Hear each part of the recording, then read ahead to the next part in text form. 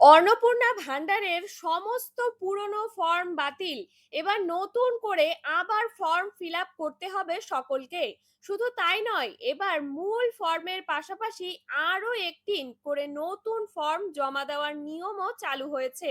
ফলে লক্ষ্মীর ভান্ডারের পুরনো সুবিধাভোগীদের মধ্যে শুরু হয়েছে বড় চিন্তা। কারণ নতুন নিয়মে তথ্য যাচাই না হলে বন্ধ হয়ে যাবে ৩,০০০ টাকার সুবিধা। তাহলে কারা পাবেন টাকা, কি কি নথি লাগবে আর কিভাবে আবেদন করতে হবে, আজকের এই গুরুত্বপূর্ণ আপডেটে জেনে নিন সমস্ত তথ্য।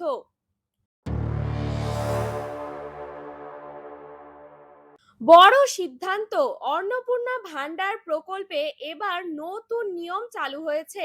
সরকার পুরনো তথ্যের ওপর আর নির্ভর করছে না বলেই নতুন করে আবেদন প্রক্রিয়া শুরু করা হয়েছে। অনেক পুরনো আবেদনপত্রে ভুল তথ্য পাওয়া গিয়েছে বলেই খবর সামনে এসেছে। তাই এবার প্রত্যেক আবেদনকারীর তথ্য আবার নতুন ভাবে যাচাই করা হবে, আর সেই কারণেই সমস্ত পুরনো ফর্ম বাতিল করে নতুন ফর্ম জমা দেওয়ার নির্দেশ দেওয়া হয়েছে। নতুন ফর্ম কি? এবার শুধু একটি আবেদনপত্র নয়, অতিরিক্ত আরো একটি নতুন ফর্ম ফিল আপ করতে হবে। এই ফর্মে আবেদনকারীর ব্যক্তিগত তথ্য, ব্যাংক অ্যাকাউন্ট এবং পরিবারের তথ্য আবারও দিতে হবে। সরকারের দাবি, প্রকৃত যোগ্যদেরই চিহ্নিত করতেই এই কড়া নিয়ম আনা হয়েছে। তাই ভুল তথ্য থাকলে আবেদন সরাসরি বাতিল হয়ে যাবে। পুরনো উপভোক্তারা যারা এতদিন লক্ষ্মীর ভান্ডারের টাকা পেতেন তাদেরও আবার আবেদন করতে হবে।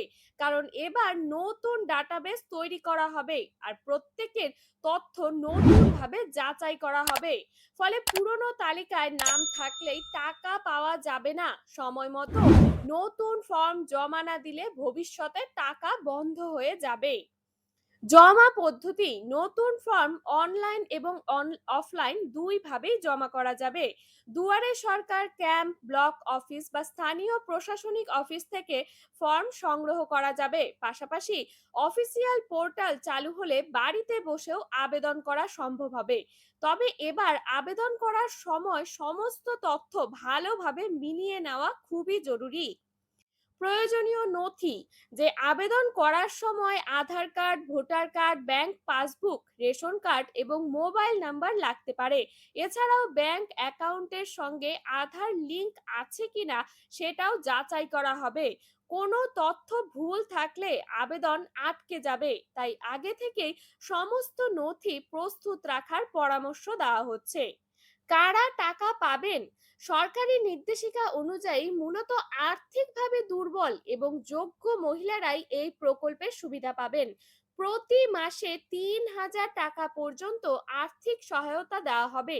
তবে সরকারি চাকরিজীবী বা নির্দিষ্ট উচ্চ আয়ের পরিবার এই সুবিধা পাবেন না। তাই আবেদন করার আগে নিজের যোগ্যতা যাচাই করা অত্যন্ত জরুরি। শেষ সতর্কতা বলছি, যারা এখনো ভাবছেন পরে আবেদন করবেন তাদের জন্য রয়েছে বড় সতর্কবার্তা। কারণ নির্দিষ্ট সময়ের মধ্যে নতুন ফর্ম জমা না দিলে নাম তালিকা থেকে বাদ পড়বে।